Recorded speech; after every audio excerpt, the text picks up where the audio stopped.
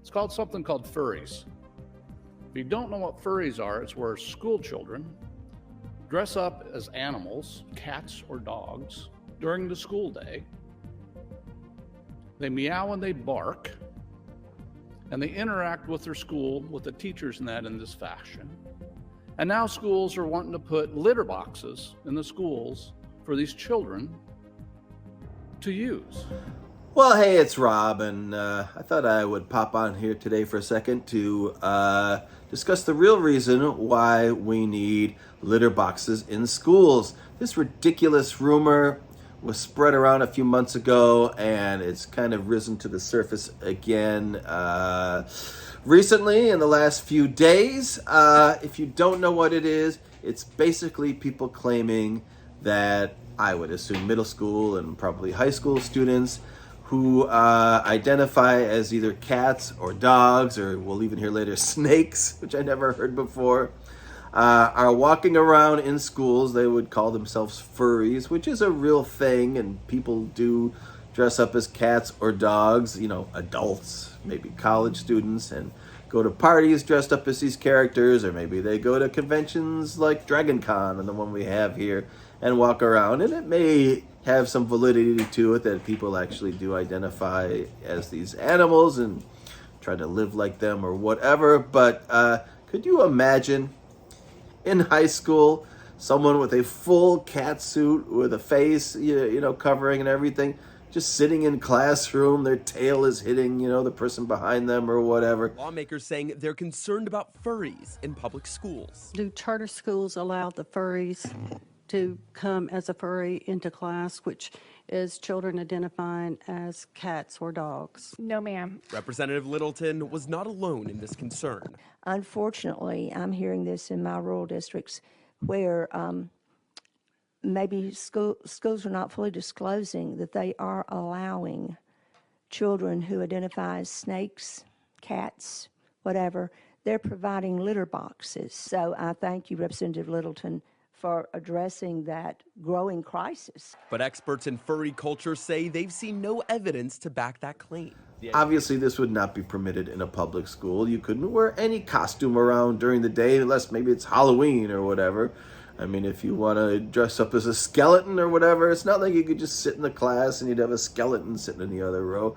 It's just not a thing that's going to happen. But yet these people who are in positions of power, state reps, you know, senators, even a friend of mine we'll hear from later, Michonne Maddock.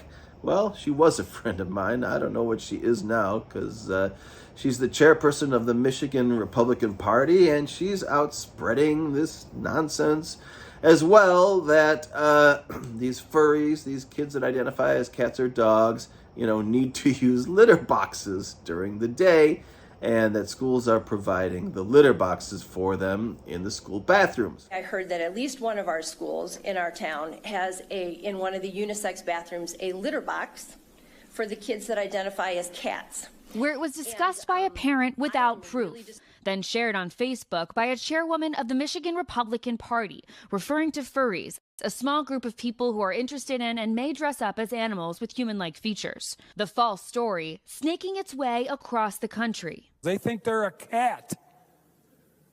A cat. They put tails on and they demand that they have a litter box in the school. Now, can you imagine, as a high school janitor, with the challenging workload you already have, that your school is going to start providing litter boxes and giving you what, a big scoop that you're going to have to scoop out the litter boxes and clean them out among your many other tasks that you have to do, you know, taking care of a high school? The whole idea is just nonsensical, ridiculous. And there are still people out there who continue to spread these lies, people who should know better. Not many people know that we have furries in Colorado schools. Have you heard about this, Jimmy? Mm-hmm. Yeah, kids identifying as cats. It sounds absolutely ridiculous, but it's happening all over Colorado, and schools are tolerating it. It's insane. What on earth are we doing? Knock it off. Schools, put your foot down. Like, stop it. Let's get back to teaching basics and not allow this woke ideological stuff infiltrate our schools. And it is happening here in Colorado. It's why I moved from Boulder Valley to Douglas County, because it was happening in my kids' schools 4 years ago. Don't they think critically about anything? Don't they just sit for a minute and think, is this really a workable thing that could exist in a public school? And of course it isn't. Now the real reason, and it's kind of an unfortunate reason why we really do need litter boxes in schools, is because schools have lockdowns. When they have a lockdown, they can't leave the room to go to the bathroom. Now, maybe in elementary school, you might remember they have a bathroom inside the classroom.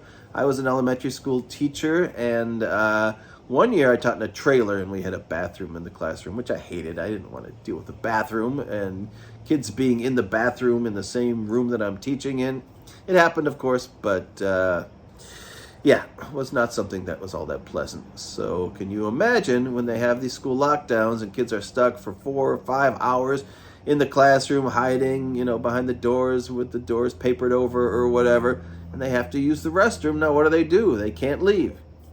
So schools are starting to buy these, portable toilet kits, which are no more than a bucket and a lid on it, and well, they got to put something in there, so they are probably going to put something like cat litter inside, so that kids that really have to go to the bathroom during these lockdowns have somewhere to go and something to go in. I know he came home and he's like, man, I really had to go to the bathroom and I couldn't even leave. Months ago, we brought these concerns to San Diego Unified. The school district now confirming it plans to purchase these so-called lockdown kits for all 6,000 classrooms in the district. Among the items, a bucket with a portable toilet seat. Also included in those lockdown kits, 100 sanitary wipes, toilet paper, trash bag, and a tarp, which can be used for privacy.